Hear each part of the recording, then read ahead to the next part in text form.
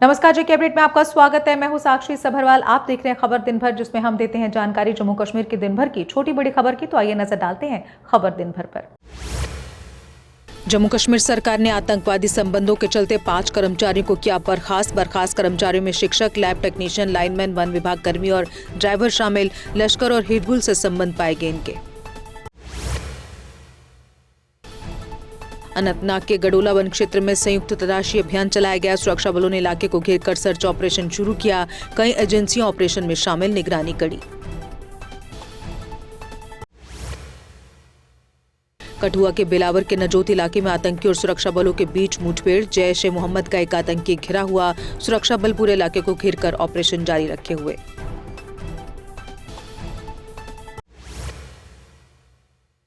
देश भर के साथ साथ जम्मू कश्मीर में भी मनाया जा रहा लोहड़ी का पर्व। बाजारों में लोगों ने जमकर की खरीदारी। भीषण सर्दी के बावजूद लोगों में उत्साह बरकरार।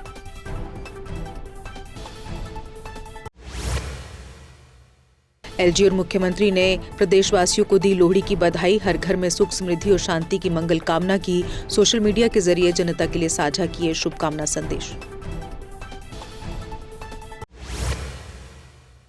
जेके बोस 14 जनवरी को क्लास 10th और 12th के परिणाम करेगा घोषित। 10th का रिजल्ट सुबह 10:30 बजे, 12th का दोपहर 2 बजे। परिणाम जेके बोस की आधिकारिक वेबसाइट के अलावा डिजिटल प्लेटफॉर्म्स पर भी उपलब्ध होंगे। जम्मू डेवलपमेंट मीटिंग में राज्य का दर्जा और लॉ यूनिवर्सिटी पर तीखी नोकझोंक। सीएम ने कहा, जम्मू के साथ कोई भेदभाव नहीं होगा। भाजपा ने सरकार पर विकास से ध्यान भटकाने का आरोप लगाया।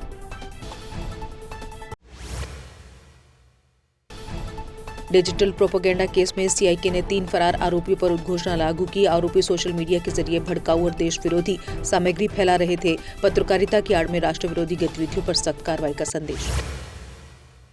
सरकारी स्कूलों में क्लास 9th से 12th के लिए विंटर ट्यूटोरियल बहाल। छात्रों की शैक्षणिक कमियों को दूर करने पर रहेगा फोकस। ट्यूटोरियल का समय सुबह 11 से दोपहर 3 बजे तक। पीसीसी अध्यक्ष तारिक हमीद करा ने भाजपा पर लोकतंत्र की हत्या का लगाया आरोप। कश्मीर में भारी मतदान के बावजूद पाबंदियों पर जताई चिंता। लगातार प्रतिबंधों से लोकतंत्र की भावना पर सवाल। लोहड़ी, मकर संक्रांति पर भी शिक्षकों को नहीं मिला वेतन। शिक्षा विभाग के स्टाफ में बढ़ी चिंता। मुख्यमंत्री ने खराब माली हालत का दिया हवाला।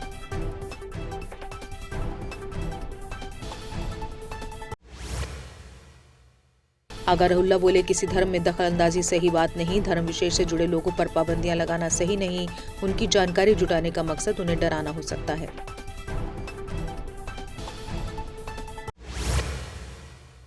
पीडीपी नेता वाहिद पारा ने 5 कर्मचारियों की बर्खास्तगी पर अनुच्छेद 311 के दुरुपयोग की आलोचना की। कहा, बिना बचाव का मौका दिए बर्खास्तगी अस्वीकार्य।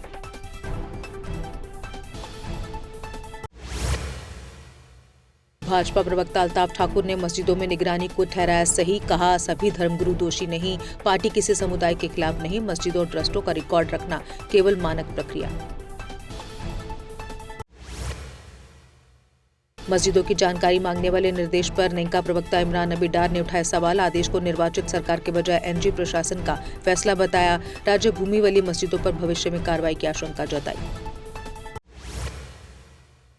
अनंतनाग गुड्स टर्मिनल पर पहली फर्टिलाइजर गुड्स ट्रेन पहुंची। 1339 टन फर्टिलाइजर से कश्मीर के किसानों को मिलेगा लाभ। रेलवे कनेक्टिविटी से कृषि आपूर्ति होगी मजबूत।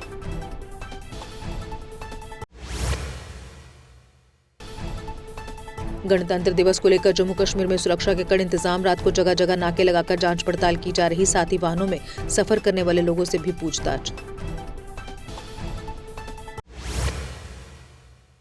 सेना प्रमुख ने कहा, जम्मू कश्मीर में स्थानीय आतंकी अब सिंगल डिजिट में। आतंकियों की भर्ती लगभग खत्म। 2025 में सिर्फ 2 हुए भर्ती।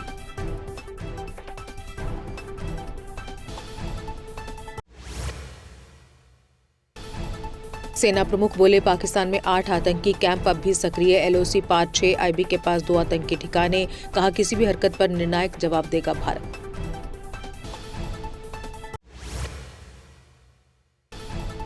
पीडीपी प्रवक्ता ज़ुहैब मीर का सरकार पर तीखा हमला। मस्जिदों व मौलवियों की जानकारी मांगने को बताया भेदभावपूर्ण। धार्मिक मामलों में हस्तक्षेप का लगाया आरोप।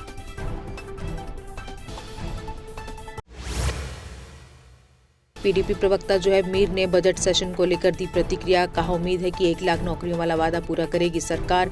गरीबों को 200 यूनिट फ्री बिजली देने की भी होगी शुरुआत। कठुआ पुलिस की अवैध शराब के खिलाफ बड़ी कार्रवाई। 2 अलग-अलग स्थानों से 20 लीटर देसी शराब बरामद। 2 आरोपी गिरफ्तार।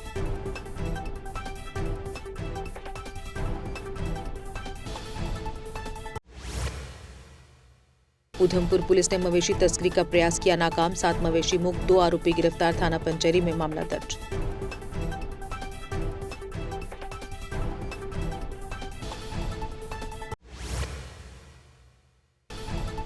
सांबा बॉर्डर पर जवानों और स्थानीय लोगों ने मनाया लोहड़ी का पर्व। एमएलए देवेंद्र मन्याल की मौजूदगी में बांटी मिठाइयां। जवानों ने कहा, लोगों के साथ ने घर की कमी को दूर किया। चनैनी इलाके में युवक ने नदी में कूदकर दी जान। मृतक की पहचान डोडा निवासी हामिद इकबाल के रूप में हुई। एसडीआरएफ की टीमों ने कड़ी मशक्कत के बाद शव को निकाला बाहर।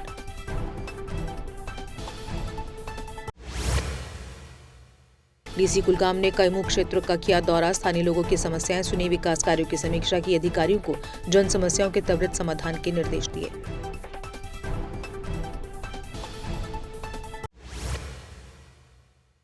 जम्मू में जेकेपीसीसी कार्यालय में मनाई गई लोहड़ी। कांग्रेस नेताओं और कार्यकर्ताओं ने लिया हिस्सा। भाईचारे और एकता का दिया संदेश।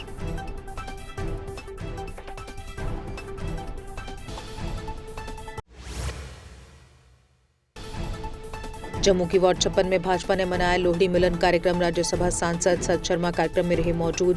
भाजपा नेता बलदेव सिंह बिलोरिया ने सामाजिक एकता और भाईचारे का दिया संदेश।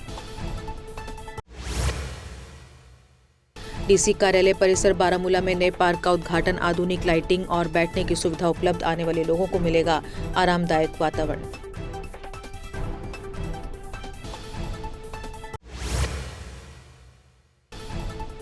मेजर जनरल अनुपिंदर बेवली ने 10 J&K बटालियन एनसीसी और जीडीसी भद्रवा का किया दौरा। एनसीसी को अनुशासन, नेतृत्व और राष्ट्र सेवा की तैयारी बताया।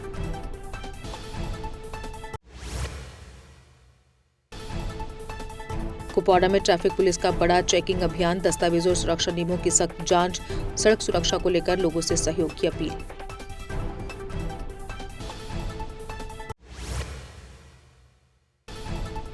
चनैनी के दीपक सिंह कटोच ने राष्ट्रीय बॉक्सिंग चैंपियनशिप में कांस्य पदक जीता। उधमपुर के चनैनी क्षेत्र का नाम राष्ट्रीय स्तर पर रोशन। पूरे जम्मू कश्मीर में खुशी और गर्व की लहर।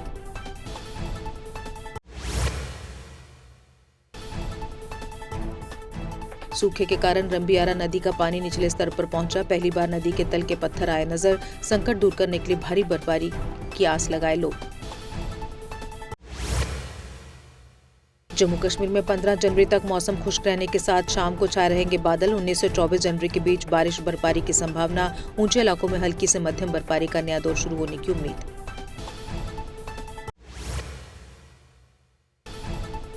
आचन में कूड़ा डंपिंग पर सांसद आगा रहुल्ला मेहदी की आपत्ति। मानवाधिकारों के उल्लंघन का लगाया आरोप। प्रशासन से समाधान का आश्वासन।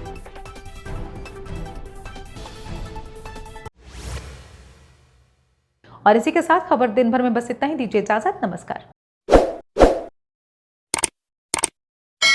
जम्मू कश्मीर की खबरों के लिए जुड़े रहिए JK अपडेट के साथ।